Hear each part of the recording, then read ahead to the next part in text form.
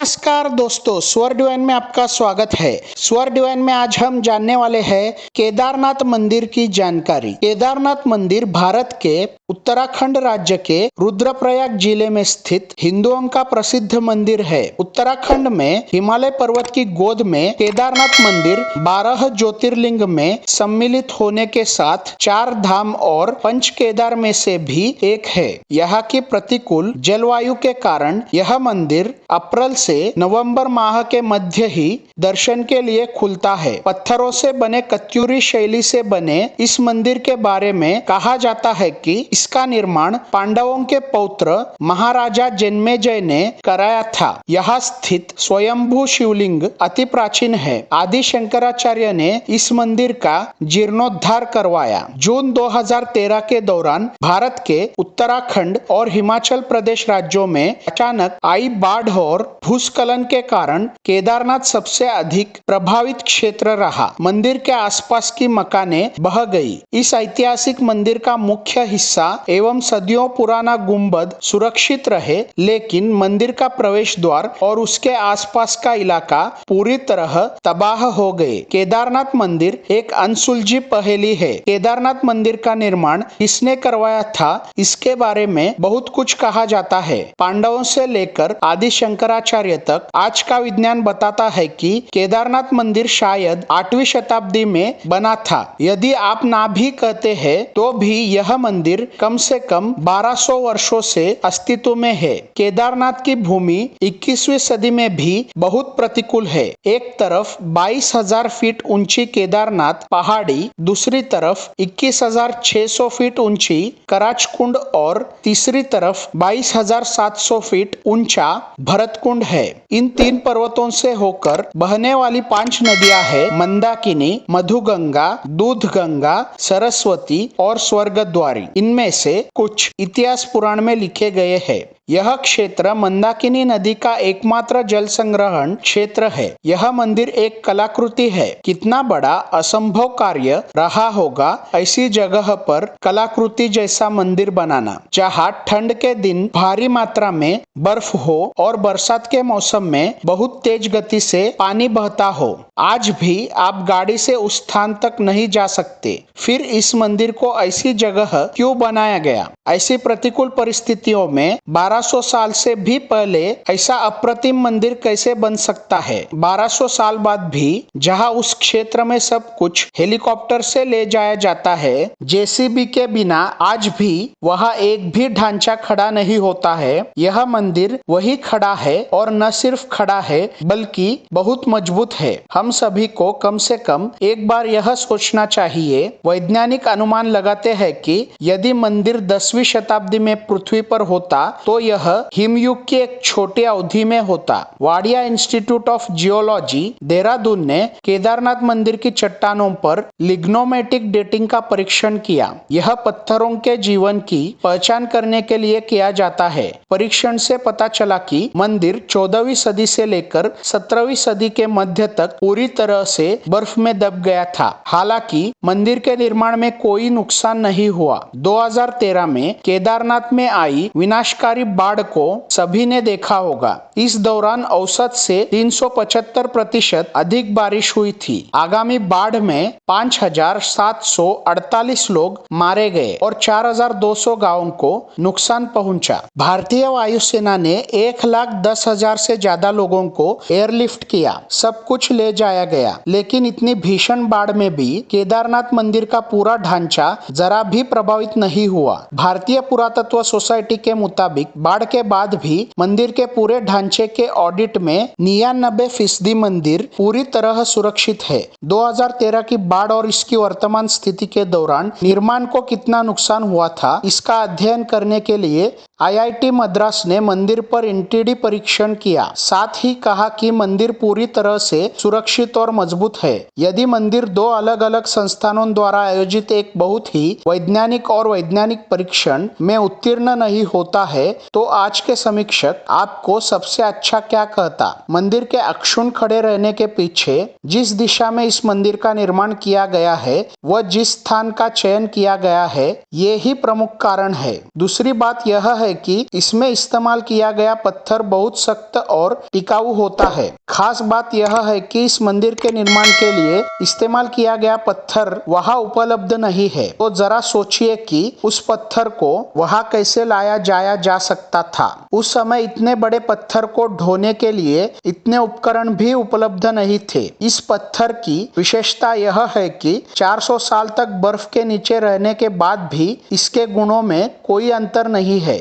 आज विज्ञान कहता है कि मंदिर के निर्माण में जिस पत्थर और संरचना का इस्तेमाल किया गया है तथा जिस दिशा में बना है उसी की वजह से यह मंदिर इस बाढ़ में बच पाया। केदारनाथ मंदिर उत्तर दक्षिण रूप में बनाया गया है जबकि भारत के लगभग सभी मंदिर पूर्व पश्चिम है। विशेषज्ञों के अनुसार यदि मंदिर पूर्व पश्चिम होता तो पहले ही नष्ट हो चुका होता या कम से कम 2013 की बाढ़ में तबाह हो जाता, लेकिन इस दिशा की वजह से केदारनाथ मंदिर बच गया है। इसलिए मंदिर ने प्रकृति के चक्र में ही अपनी ताकत बनाए रखी है। मंदिर के इन मजबूत पत्थरों को बिना किसी सीमेंट के एशलर तरीके से एक साथ चिपका दिया गया है। इसलिए पत्थर के जोड़ पर तापमान परिवर्तन के किसी भी प्रभाव के बिना मंदिर की ताकत अभेद्य है। टाइटैनिक के डूबने के बाद पश्चिमी लोगों ने महसूस किया कि कैसे एनडीटी परीक्षण और तापमान ज्वार को मोड़ सकते हैं, लेकिन भारतीय लोगों ने यह सोचा और यह 1200 साल पहले परीक्षण किया। क्या केदारनाथ उन्नत भारतीय वास्तुकला का ज्वलंत उदाहरण नहीं है? 2013 में मंदिर के पिछले हिस्से में एक बड़ी चट्टान फंस गई और पानी की धार विभाजित हो गई। मंदिर के दोनों किनारों का तेज पानी अपने साथ सब कुछ ले गया, लेकिन मंदिर और मंदिर में शरण लेने वाले लोग सुरक्षित रहे, जिन्हें अगले दिन भारतीय वायुसेना ने एयरलिफ्ट किया था। सवाल यह नहीं है कि आस्था पर विश्वास किया जाए या नहीं, लेकिन इसमें कोई संदेह नहीं है कि मंदिर के निर्माण के लिए स्थल, उसकी दिशा, वही निर्माण सामग्री और यहाँ तक कि प्रकृति को भी ध्यान से विचार किया गया था, जो 1200 वर्षों तक अपनी संस्कृति और ताकत को बनाए रखेगा। हम पुरातन भारतीय विज्ञान की भारी यत्न के बारे में सोचकर दंग रह गए हैं। शिला जिसका उपयोग 6 फीट ऊंचे मंच के निर्माण के लिए किया गया है, कैसे मंदिर स्थल तक लाई गई। आज तमाम बाढ़ों के बाद हम एक बार फिर केदारनाथ के उन वैज्ञानिकों के निर्माण के आगे नतमस्तक है, जिन्हें उसी भव्यता के साथ 12 ज्योतिर्लिंगों में सबसे ऊंचा होने का सम्मान मिलेगा। यह एक उदाहरण है कि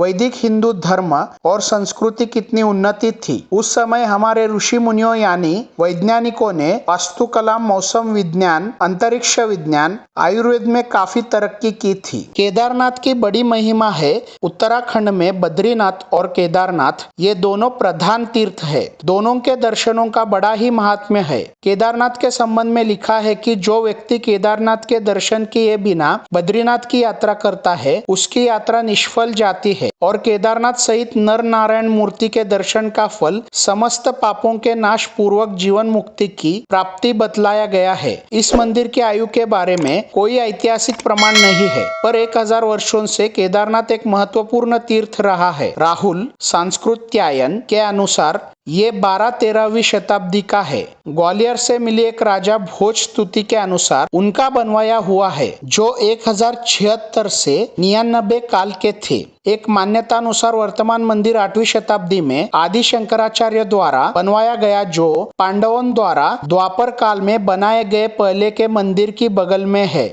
मंदिर के बड़े धूसर रंग की सीढ़ियों पर पाली या ब्राह्मी लिपि में कुछ खुदा है, जिसे स्पष्ट जानना मुश्किल है। केदारनाथ जी के तीर्थ पुरोहित इस क्षेत्र के प्राचीन ब्राह्मण है। उनके पूर्वज ऋषि मुनि भगवान नर नारायण एवं दक्ष प्रजापति के समय से इस स्वयंभू ज्योतिर्लिंग की पूजा करते आ रहे हैं, जिनकी संख्या उस समय 360 थी। पांडवों के पौत्र राजा जन्मेजय ने उन्हें इस मंदिर में पूजा करने का अधिकार दिया था और वे तब से तीर्थयात्रियों की पूजा कराते आ रहे हैं। आदि गुरु शंकराचार्य जी के समय से यहाँ पर दक्षिण भारत से जंगम समुदाय के रावल व पुजारी मंदिर में शिवलिंग की पूजा करते हैं, जबकि यात्रियों की ओर से पूजा इन तीर्थ पुरोहित ब्राह्मणों द्वारा की जाती है। मंदिर के सामने पुरोहितों की अपने यजमानों एवं अन्य यात्रियों के लिए पक्की धर्मशालाएं हैं, जबकि मंदिर के पुजारी एवं अन्य कर्मचारियों के भवन मंदिर के दक्षिण की ओर है। यह मंदिर एक 6 फीट ऊंचे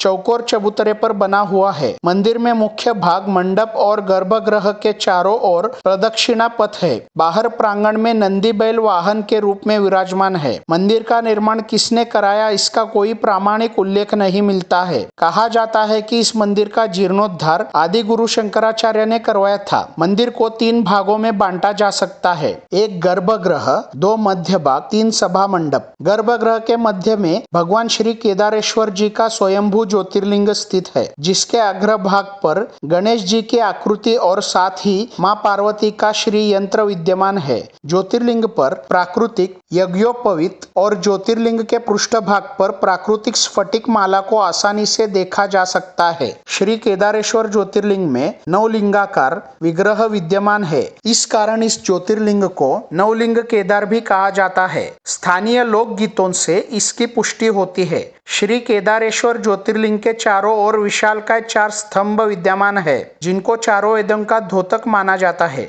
जिन पर विशालकाय कमलनुमा मंदिर की छत टिकी हुई है। ज्योतिर्लिंग के पश्चिमी ओर एक अखंड दीपक है, जो कई हजारों सालों से निरंतर जलता रहा है, जिसकी हेर देख और निरंतर जलते रहने की जिम्मेदारी पूर्व काल से तीर्थ पुरोहितों की है। गर्भगृह की दीवारों पर सुंदर आकर्षक फूलों और कलाकृतियों को उकर कर सजाया गया है। गर्भगृह में स्थित चारों विशालकाय खंभों के पीछे से स्वयंभू ज्योतिर्लिंग भगवान श्री केदारेश्वर जी की परिक्रमा की जाती है। इसके गर्भगृह की अटारी पर सोने का मुलम्मा चढ़ा है। मंदिर की पूजा श्री केदारनाथ द्वादश ज्योतिर्लिंगों में से एक माना जाता है। प्रातः काल में शिव पिंड को प्राकृतिक रूप से स्नान कराकर उस पर घी लेपन किया जाता है। तत्पश्चात धूप दीप जलाकर आरती उतारी जाती है। इस समय यात्रीगण मंदिर में प्रवेश कर पूजन कर सकते हैं, लेकिन संध्या के समय भगवान का श्रृंगार किया जाता है। उन्हें विविध प्रकार के चित्ताकर्षक ढंग से